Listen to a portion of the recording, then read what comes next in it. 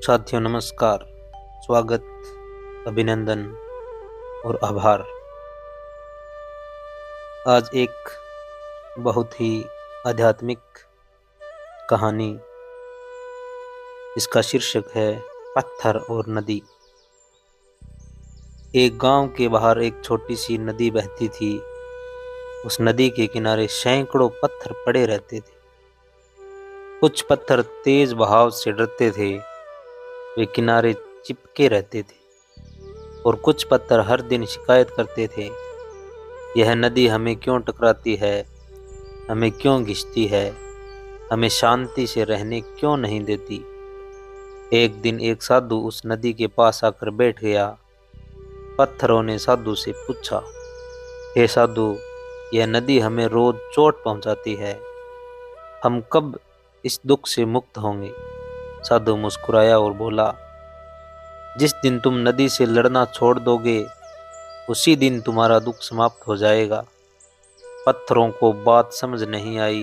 उन्होंने कहा, दुख तो नदी दे रही है, लड़ना हम कैसे छोड़ दें। साधु ने नदी की ओर इशारा किया और कहा, देखो उस पत्थर को जो बहाव के साथ बह रहा है। वह नदी से लड़ नहीं रहा, वह समर्पण कर चुका है। और देखो वही पत्थर धीरे धीरे चिकना, सुंदर और हल्का बन गया है।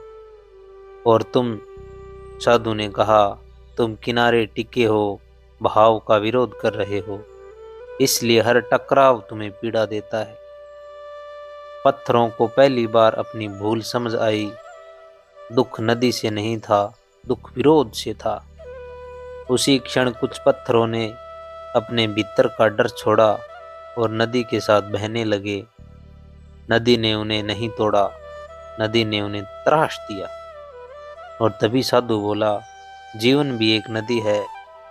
जो जीवन से लड़ता है वह टूटता है, और जो जीवन को स्वीकार कर लेता है वह निखर जाता है। समर्पण हार नहीं है, समर्पण ही मुक्ति है।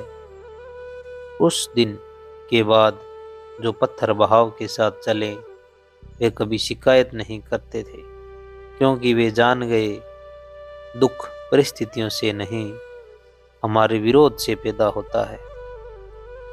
धन्यवाद दोस्तों।